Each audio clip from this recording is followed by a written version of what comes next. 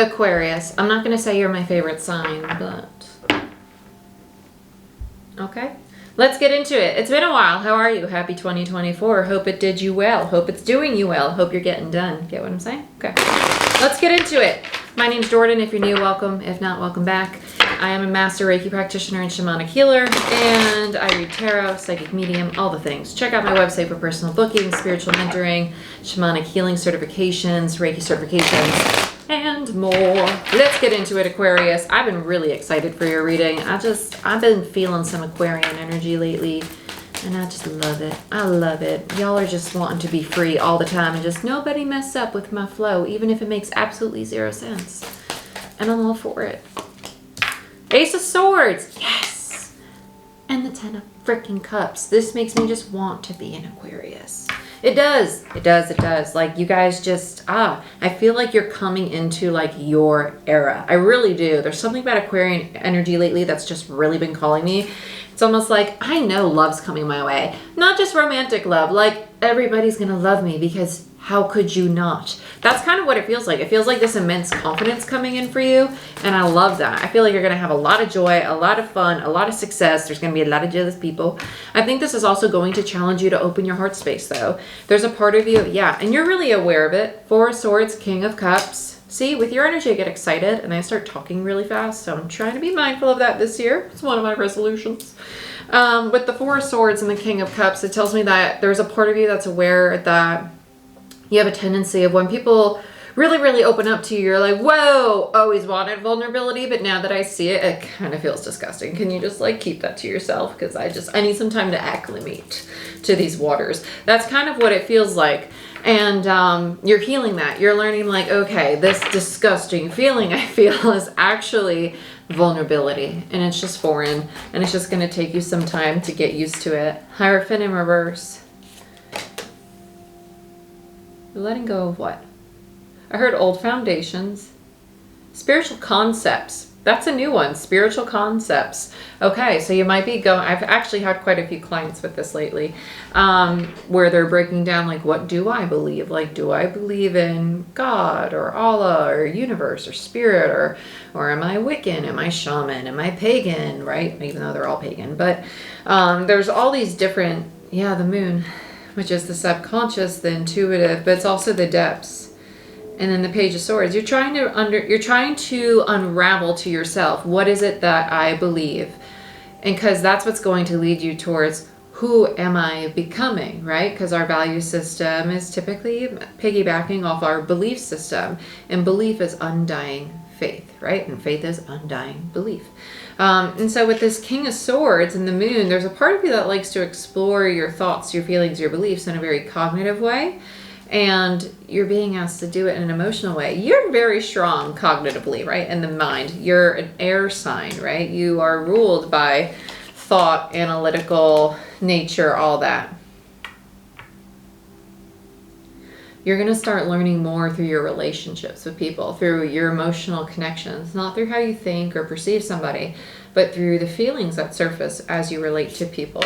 With Death and the Six of Cups here. Then you have the King of Pentacles. You are going to meet somebody that very much so stumps you on what direction the relationship is going to move in.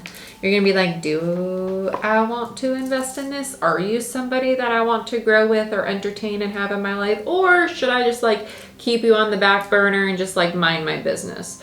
You're going to explore this for a while. It just, it's you're funny, and we're a lot alike. I'm Aquarius all in my first house, other than the very first few degrees of Capricorn. So with the Devil here and the Page of Cups and the Page of Pentacles, it's not that it's bad for you or that it's wrong or toxic. This actually represents fear and insecurity and self-doubt, the Devil, right? It's just lower frequencies. And that fear and insecurity, self-doubt is coming because you're starting to feel your vulnerable side is starting to be like, wow, I feel safe to talk to this person about things that I normally wouldn't talk to them about. They must be wrong for me. It must be wrong. It must be just, this must be a trick. No, it's not. It's just the Ten of Cups that you've been manifesting. Yeah, Emperor. See, it's part of your distorted masculine energy that really wants to push them away and stay stuck in the old, which was distorted in its masculine. It was like, no, being emotion, having this emotion, having vulnerability, or like allowing myself to not lead but to follow, right? Like that's all wrong.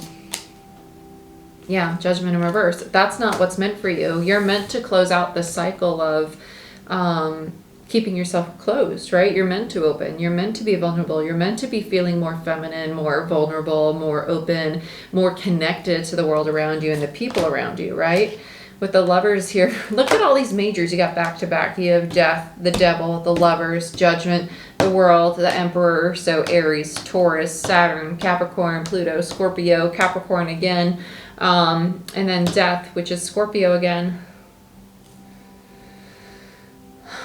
You're going to really want to run from this relationship. Yeah, because there's a part of you that's like, I don't want to be oppressed. I don't want to be controlled. But you're also not seeing the truth of it. Yeah, and it's not that. There's a part of you that's scared to build with somebody else because it means giving up a sense of control and surrendering to the fact that there's something outside of your control. Another person. It has nothing to do with being oppressed by them. There's oppression. Quite literally, the Ten of Wands is called oppression in this deck. Yeah. You're going to walk away from this relationship and the idea that relationships are oppressing or controlling or make you feel as if you're property. You're going to find that relationship, and it is with this person. You're going to go back to something that is not in alignment with you. You're meant to, though. And this healthier relationship, the one that makes you feel uncomfortable, will come back around. Yeah, and you're going to see that it was really just your own hesitance of being seen that stopped you from indulging in it the first time. I think this person's going to come in, just to summarize. You're going to be like, it's uncomfortable, it's scary, I don't really want to explore it. So I'll go back to this because it's familiar. You're going to explore that for a little bit. And then you're going to come back to this more vulnerable connection or somebody very similar to them and realize like, okay, this is my opportunity to really start to express myself and allow myself to be seen. Let's see what's on the bottom of the deck. Yeah, Ace of Wands. You started with an ace, you end with an ace. That's beautiful. I like that. Yeah, that's just validating for me as a reader, though, because it's telling me that this new beginning, this new way of being is meant for you. But that would also explain why you have the World in reverse. The World in reverse tells me you're not yet ready to let go of the old cycle, but you're getting there. You're just still in the midst of, it's not that that's wrong, because it's not. It's what's meant for you. Okay, come on now. Thank you. With the Four of Swords and the Hierophant, Four of Swords is indicative of going within. It's the mini hermit. It's like meditation and contemplation, time alone, healing. It's integrating the beliefs, the feelings, the limiting beliefs, the stories that we tell ourselves that no longer resonate, allowing them to fall away. And so it's really allowing ourselves to mourn the old contracts we've made with ourselves, right? Ooh, well, I'm not deserving of healthy love, or love is scary, love is painful. Love isn't scary or painful. People lacking the awareness to heal their own wounds is what makes love painful or scary. It's not love itself, it's people's wounds, their fear of being vulnerable. And so you're healing that in yourself so you can have vulnerable connection with other. Let's get some oracle for you. I want to use something a little different for you. I feel very... What do I want to... Oh, yeah, let's do... So interesting. I heard Garden in the Gate, which is actually a card in the Energy Oracle. So let's see what's going on here. Aquarius, I feel like your readings just fly through them. Yeah, Crown Chakra. And the Feminine, the Thinking Woman in reverse. Yeah, this all has to do... Yeah, Thinking Man upright. You're just very much so in your masculine right now. The universe is like, hey... Sit with yourself, get to know yourself, allow yourself to receive, allow yourself to trust that people can help you and people can support you and they can do it in a healthy way, that they're not going to betray you, they're not going to abandon you, they're not going to leave you. You're being challenged to trust yourself and also to trust the universe to support you, to really be there for you, not to constantly challenge you or throw you an obstacle. No, they're like your partner, they're your friend, they're there to help you, they're there to guide you, they're not there to cause any harm or discomfort.